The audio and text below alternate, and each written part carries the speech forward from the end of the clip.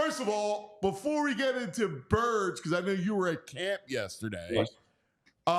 let me see that T-shirt. Oh, yeah. All Oh, for these sure. breakdowns. That's Wow. the new logo. New logo is busting out. Been wearing it to some different mini camps and OTAs here the last couple of weeks. And we're going to open up a store here real soon, cuz like it might open up as soon as next week. Just Baldy's Breakdowns, BaldyBreakdownStore.com, and you can like order anything online. I'm in, man. I'm in. Yeah. I'm going to get my Baldy gear. Oh, yeah, definitely. We're going to blow this thing up for sure. I love it. That's a great logo, too. I think it's cool. So get that superhero vibe to it. You know what I mean? That's and when you put the shirt on, that's the feeling I want you to have. I want you to have a superhero feel, like you feel special. Like I remember when I was a kid, like I fell in love with the game of table tennis. Right, I was a ping pong fanatic. So I remember I was playing in the Minnesota State ping pong championship. Right, USTA, United States Table Tennis Association, Minnesota Open, right? So I'm in there, man. I got my paddle. Anyways, I bought this shirt and it had a logo, USTA, like, and it had two ping pong paddles like in the back of the shirt. I mean, when I put that shirt, I must have worn that shirt every day or nearly every day for a year and a half. I mean, I fell in love with this sport. I loved it. I still love it. That's like I cool. put that shirt on. That was my favorite shirt. I didn't know you're a big ping pong man. Oh my God! In fact, I lost to this kid. I was 13. I was in the 13 and under category, and I lost to this kid from Iowa, Brandon Olson. You can look it up. He became a national champion. This kid, Really? Brandon, he was 8. He was playing up. He was 8 years old, and he beat me. I was so devastated. I came up, and there was a double elimination thing, so you come up to the losers bracket. But it just kind of you knew this is just the state of Minnesota now, but you just knew like this sport had some of the best athletes on the planet playing it. Like just the foot quickness, the eye coordination, just the hand speed.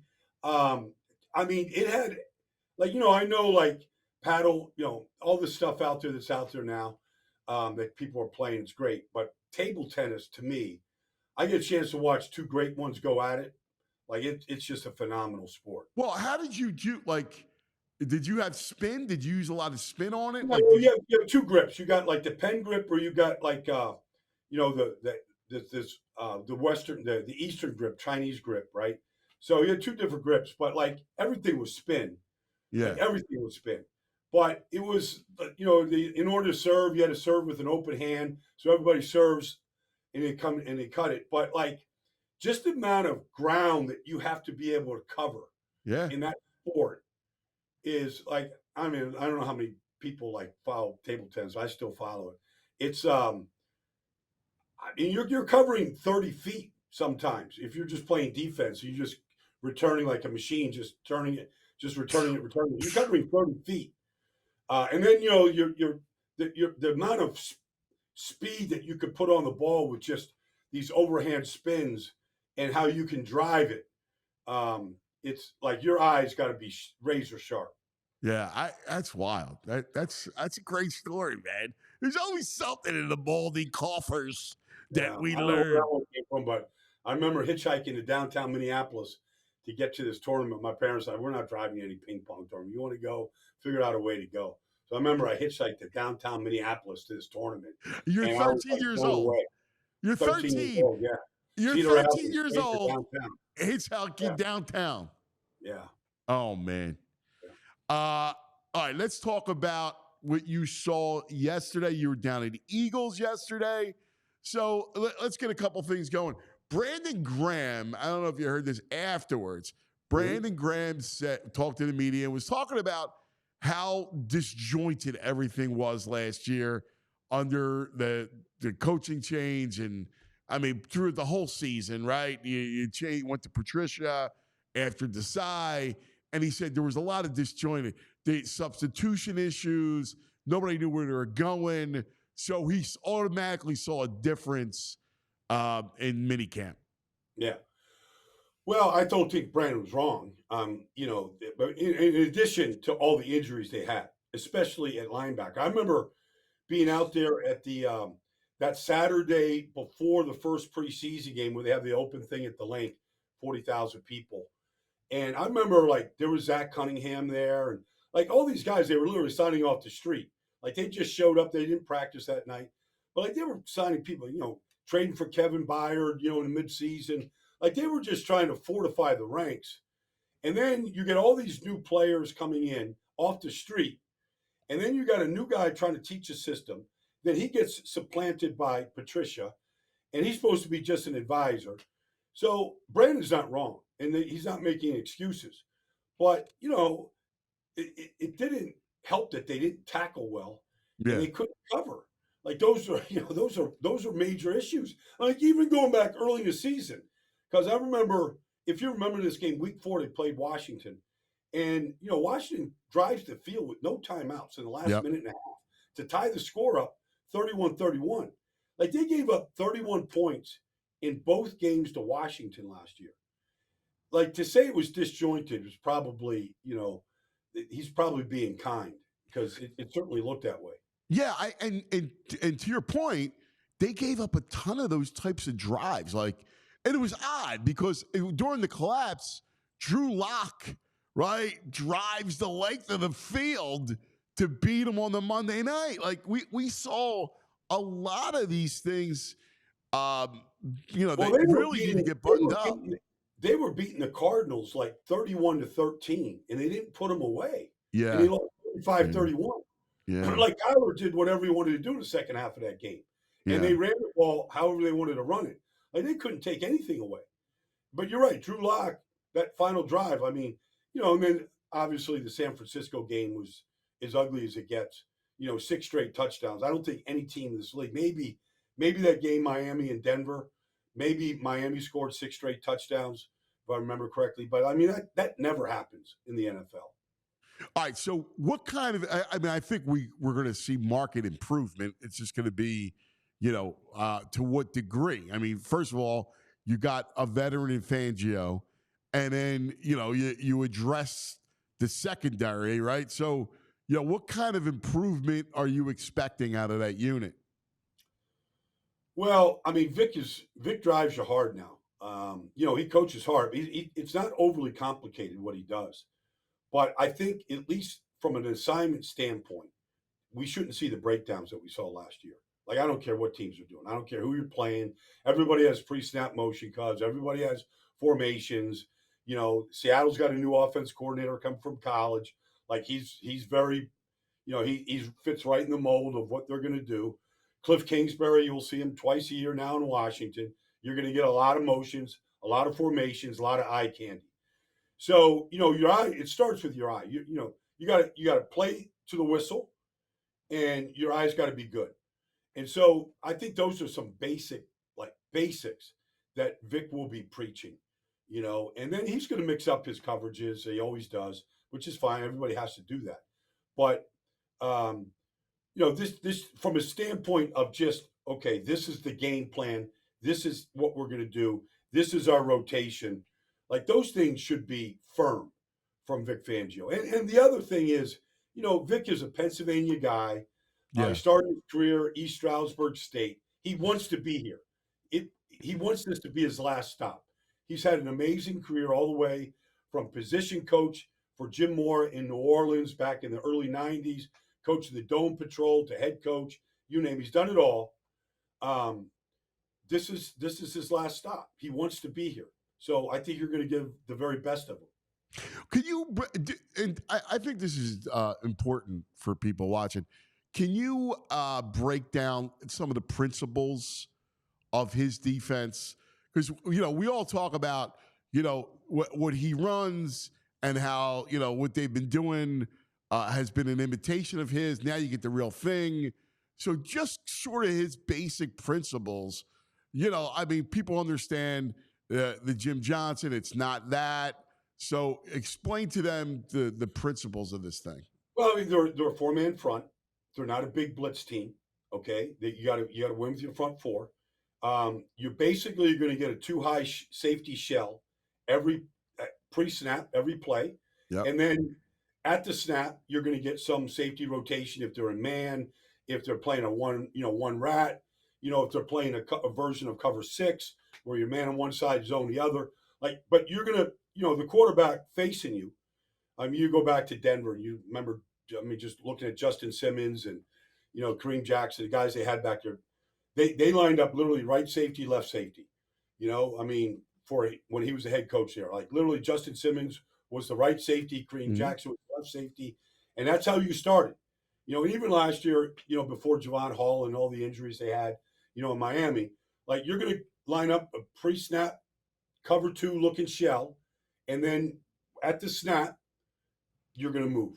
And sometimes you can get caught a little bit in some rotations, but by the same token, the quarterback isn't going to be able to make a whole lot of pre-snap reads about what you're doing.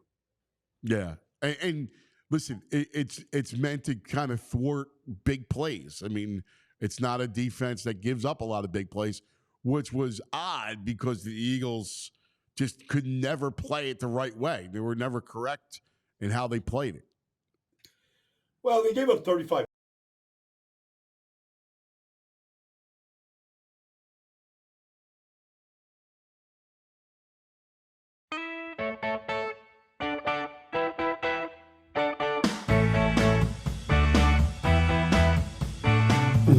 Baldy. Oh. Just could never play it the right way. They were never correct in how they played it. Well, they gave up 35 touchdown passes last year, which was only Washington gave up more. I mean, that was you don't want that on your resume. Now, I mean, it really led them to what they did, getting the first corner off the board, and then drafting Cooper DeJean. I mean, I'm curious, really, as this whole thing comes to an end today. Being over there today, the last mini camp, and then going into the summer, I'm really curious how they're going to train Cooper DeJean at this point, because it's a little bit unclear. Yeah. But I think you need to get him on the field, and so just because of his tackling ability, his ability to do a lot of different things, like it just seems like a guy that Quinion and Cooper finding a way to get both those guys on the field right now. You're going to get speed, you're going to get playmaking ability, you're going to get tackling, all those things that didn't show up a year ago. Yeah, and the only thing that and I love what they did that secondary. I think we all should.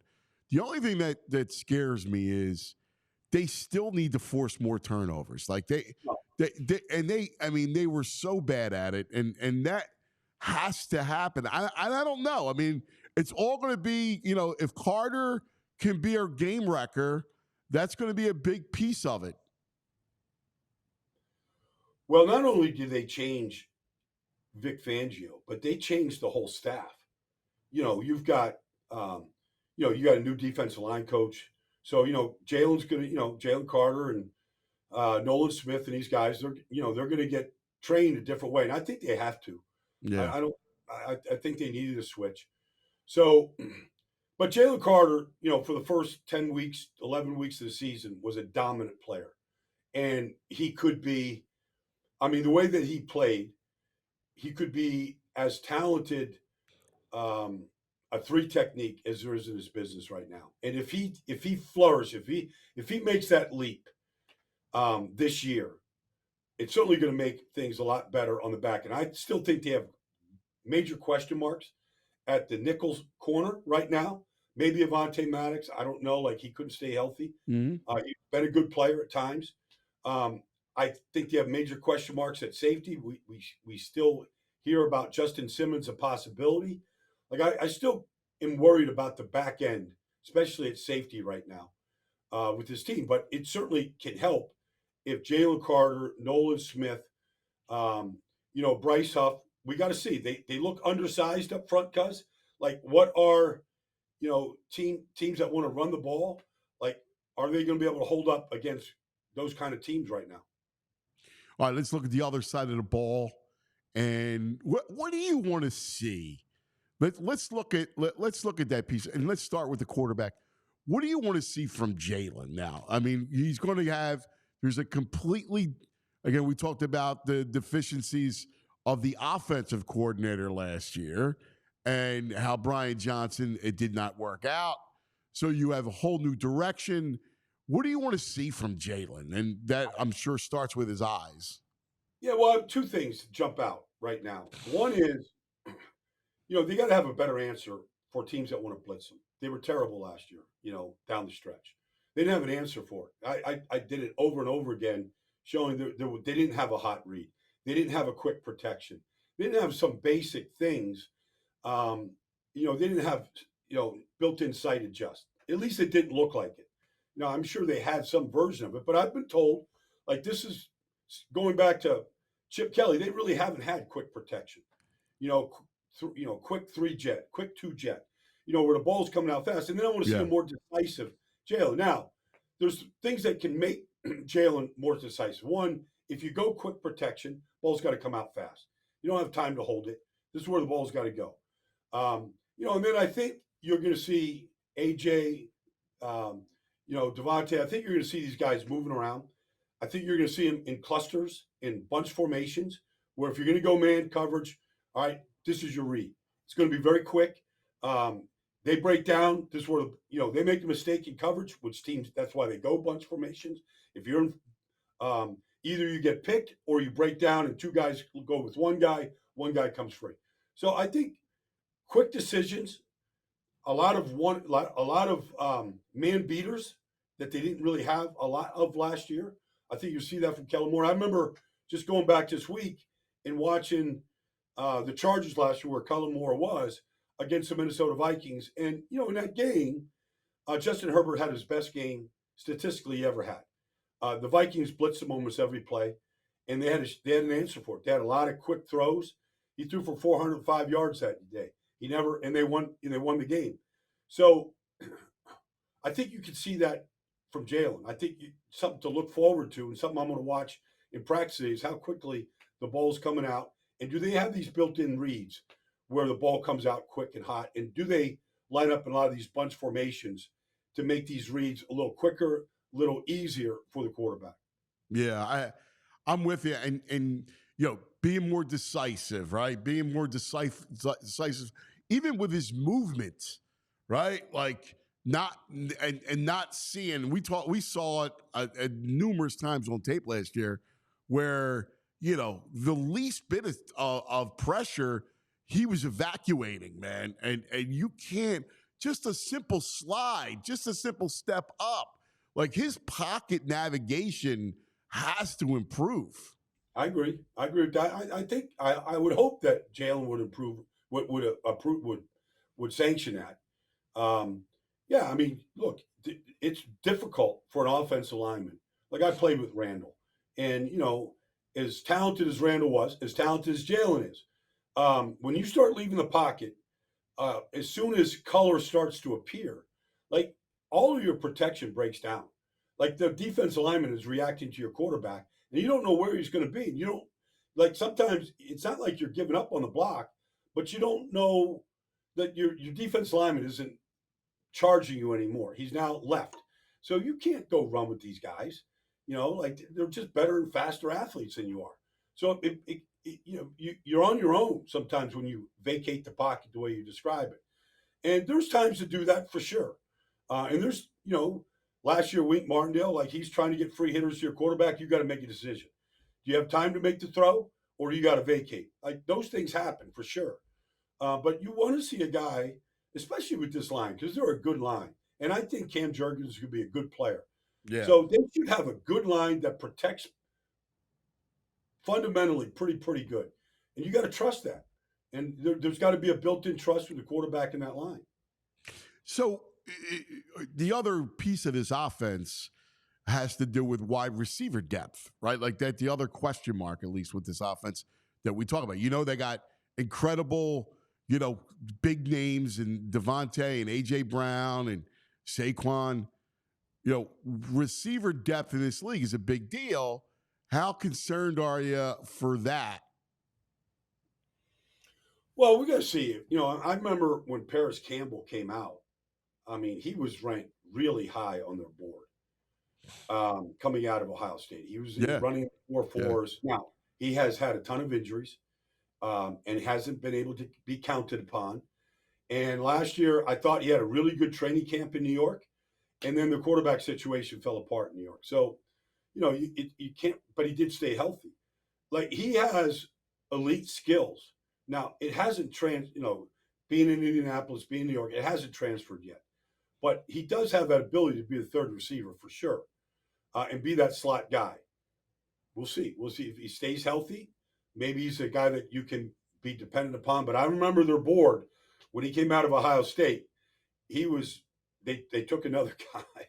They took another guy that year. It didn't work out. But he's still in this league despite the injuries for a reason, because everybody recognizes like his speed, his ability to change direction, his ability to run routes. It's pretty good.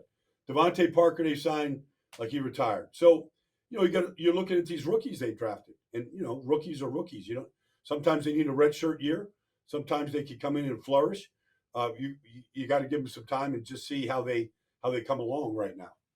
Yeah, let me ask you a question, because last year this was not a big part of their offense, but utilizing the backs out of the backfield, I thought they would utilize Swift a lot more because he was such a good pass catcher. Obviously, Saquon is.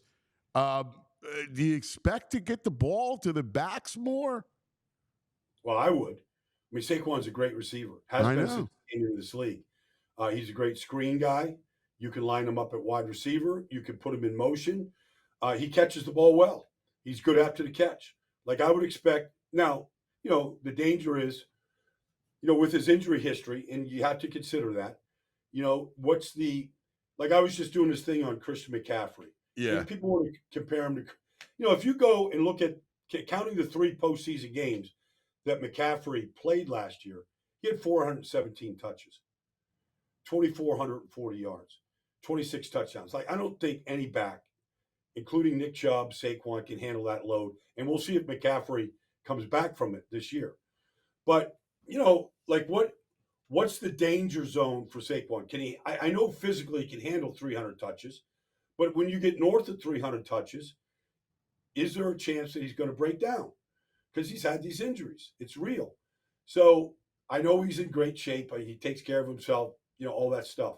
But, like, you want him on the field all 3 downs. So, like, they didn't do that. They did Gainwell, Boston Scott. They had this rotation last year, and they've had that rotation. Like, this because Saquon is such a good 3-down back. Now, he's not a great pass protector. He just isn't. A guy that size, he should be better. Like, if I was working with Saquon, they got a new running back coach, like, he's got to get better pass protection because teams would just, when he was in there on 3rd downs, teams blitzed him. And they kind of kept him in. It's B.O.B., blitz the back, right? So you got to keep him in sometimes, bringing a guy, you're scanning, you're in hot protection, whatever. All right. He's got to be better in that area. That's the one area that he's never been great at is pass protection. Yeah, and I'm fascinated how Kellen Moore is going to, what's Kellen Moore's impact to this offense, right? It's not Nick's offense. What does Kellen Moore bring, and how does it look? Well, I think, first of all, he's a good game planner week to week. I mean, you play these different teams. Dallas has tremendous speed on defense. How do you combat speed? Washington has good size. How do you combat size? You got to be able to change it up week to week. Now, they got an offensive line that can be as athletic as anybody out there. They have an offensive line that can move bodies as good as anybody. We'll see what the right guard spot looks like right now. Tyler Steen looks like he's going to be the guy, but that could change. Injuries always affect that. But it starts up front, and what do you do well? So I think Kellen Moore has the ability to do that. Last year, Keenan Allen had his best year. And what they did with Keenan Allen is they moved him around. He was inside in the slot. He was outside. He was in motion. Like, they did a lot with him, and he had a great season until the injury at the end. So I think what you've seen CeeDee Lamb flourish in this league. Part of that, Kellen Moore was there when he was a rookie. And you've seen CeeDee Lamb, like, just develop. So, and there was a time when they really ran the ball well with 2 backs, with Tony Pollard and Zeke in Dallas. Like, he's shown that he can play to your strengths and your talent ability, whether it's Okay, feeding Saquon. How do you feed him? Now he's got a quarterback that is a great tool threat quarterback. He hadn't had that guy. I mean, Dak did a little bit of that, but nothing like what Jalen could do. But at the same time, Jalen's been hurt 3 years in a row. So what do we do? What do you do right now to utilize Jalen's talents as a runner, yet at the same time protect him and have Yeah. him protect himself? So I think he's got all the ability to be as flexible as you need to be to maximize your talents. But the Yeah, it's big good. thing is That like piece going to adding be. this quick protection this year and getting the ball out of Jalen's hands is something they haven't had. And so I think I want to see how Jalen plays with that and if he's good at that. Yeah. Yeah. There's one guy I'm curious about. I loved him in Denver. I mean, he's a huge target, good receiver. Albert O. They're a little thin at tight end, other than Goddard. You got Calcavecchia. I'm curious about Albert O. And what kind of like I thought he was going to be a player, and I was surprised it never really materialized in Denver. Well, I mean, last year Sean Payton came in and they were 6 deep at tight end, and he had a good preseason, Yeah. but he didn't really get an opportunity. Now they signed CJ Uzama, who's been a really good player in this league.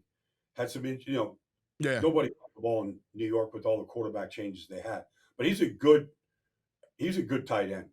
Like I expect CJ Uzama to kind of climb up the ranks. Now I don't know what his health situation is like when healthy in Cincinnati and even in New York. Like he's a guy that you could count on to block the edge. He was a good, dependable receiver. So that's a guy that I would keep my eye on right now. He might be at the end of his line right here. You don't know when it kind of comes to an end for some of these guys, but he's a guy that has had some good days in this business. So this is a fun time of the year because as soon as they put this camp to bed tomorrow, it's summer vacation across the NFL. And it's the summer slumber before it begins. Yeah. And you can taste it, man. We're only really, when you think about it, we're in June, right? We're a good, 5-6 weeks away from it. And it'll be here before we know it. It'll be here before we know it. I mean, it's a good time for the coaches who've been grinding like crazy through free agency, the draft, and the second stage of this offseason that they're finishing up today. So it's good for the coaches. They got to freshen up. You just hope that the players don't, go knucklehead on you and do something stupid. They're young kids. Mistakes happen. You just hope that, their focus for the next 6 weeks, come to camp in shape. Like, don't do anything that would disgrace this organization. It's a first-class organization. You just have to walk over there, and you walk into all these buildings. I'll be at the maybe Washington tomorrow and the Giants next week. I mean, you walk into some of these buildings, they're not the Philadelphia Eagles. They just don't operate that way. So respect what Jeffrey Lurie has built over there, what Howie Roseman is doing, and get ready to go compete. This is a good roster, and I think most of these guys are pretty good. They know what's lies ahead of them. But this should be a good season. And well, that was my question to you. You were there yesterday, and I guess last thing would be give me your overall vibe, right? Like when you're looking at them and you're looking at next season, what is your vibe with it? Well, I mean, look, I think they could very easily be a Final Four team. I mean, we know San Francisco is going to be good. We know Detroit's going to be good. It looks like Chicago and Green Bay are here. We have major question marks about Dallas, but Dallas has just won 12 games 3 years in a row. Like, you can't discount Dallas. They're better than Washington. They're better than the Giants. They should compete for this division. They should be in contention for being a Final Four team. You get to the Final Four, all right. You got one game to win, and you're in the big dance. So that's my expectation for this team. Like, Howie's done a great job of, Devin White's a good player.